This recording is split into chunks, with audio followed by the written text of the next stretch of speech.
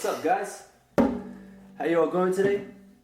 My name is Chad from Real Life English, and I'm here to present you with another Real Life English 5-minute lesson. And if you haven't noticed, the theme of today's lesson is reggae music. So, whether you're a reggae music fan or not, I'm sure you can learn a lot from this quick 5-minute lesson. So, take 5 minutes, maybe make yourself a cup of tea, which I've already done here, and I've dedicated my cup of tea to the reggae man himself, Bob Marley. Oh, it's good tea. So, what are we talking about today? Today's class is going to be focused on a very confusing word which many of my students and many people from the Real Life English community have problems with, and that is the word, here somewhere, even. Okay, do you guys know how to use even? If not, today is your lucky day because I'm going to explain 5 ways to use this awesome word. So, the first way we use even is to show surprising or unexpected situation. So let me start you off with an example. Everyone is going to the reggae show this weekend, even Justin. Even Justin. So, why do I say even Justin? Because I didn't really expect him to go. It's surprising that he's going to go to the reggae show because he doesn't like reggae music, which is not true. But in this case, I say even Justin because it's unexpected. I could also say everyone is going to buy tickets today, even me. Even me, unexpected because I'm really busy today. Or using the negative form, I could say no one got invited to Bob's party. Not even his girlfriend, for example. So in that case, let's say Bob is having a party and he invited a lot of people, but he didn't invite his friends, he didn't invite us. So no one got invited to his party, not even his girlfriend. That's pretty surprising that someone wouldn't invite their girlfriend to their party. Okay, so that is even for unexpected or surprising situations. In the negative form, not even. Alright, so that is the first way. Number 2 is when we use even to emphasize a comparative adjective. What do I mean by that? So, let's say some guy is pretty tall, but hey, my friend Bob is even taller. Bob is even taller. That means that the first person is a tall person, but it's emphasizing the tallness of the second person. Maybe I could say that this restaurant is pretty expensive, but that restaurant is even more expensive. Even more expensive. Alright? So we use this before any comparative adjective. Even better, even worse, even smarter, whatever. Even happier, even sadder. Any kind of comparative form of an adjective, you can put an even before it just to show emphasis. Alright. The third way, I'm going to separate into 2 different expressions. Those expressions are even if and even though. Okay, so even if is always related to a conditional.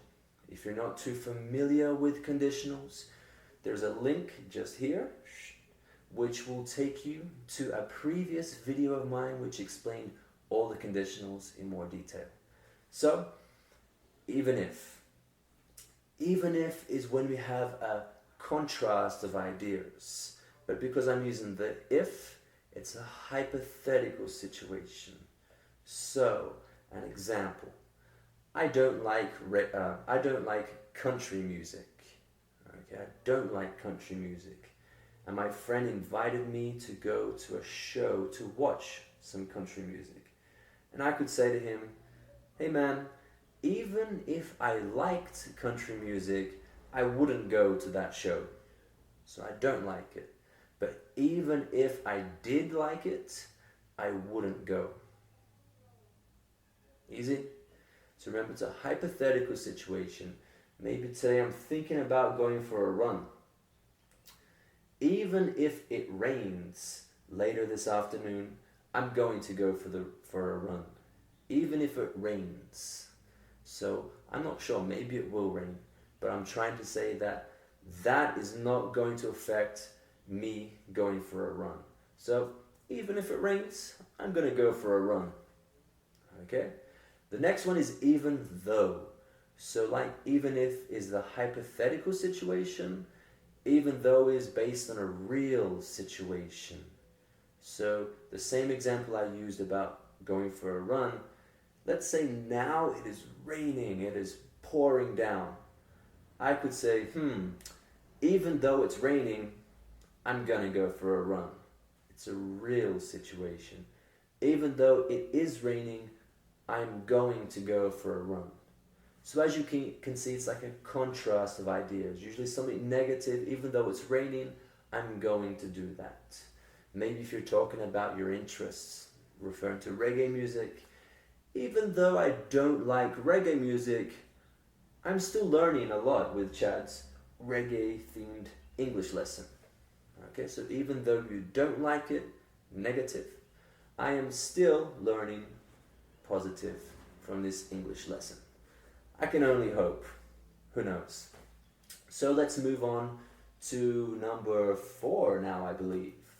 Number 4 is quite simple.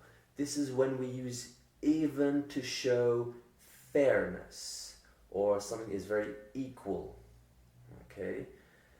In this case, if I was watching a soccer game or a football game and the score was 2-2, I would say the scores are even, or the score is even.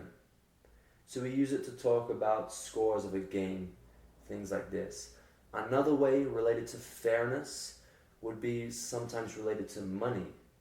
If I borrowed $10 from you, and then I was going to pay you back,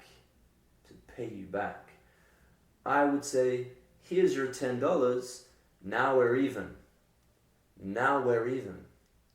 That means that I don't owe you money, you don't owe me money, we're even. Okay? So the last one, the 5th way that we use even is quite simple. That is even numbers. What are even numbers? 2, 4, 6, 8, 10. As you can see, I'm not just an English teacher, I'm pretty good with math. I can multiply by 2. So even numbers are just numbers that you can multiply by 2, as opposed to odd numbers, which are 1, 3, 5, etc. Okay guys, so that concludes this 5-minute English lesson, reggae styled.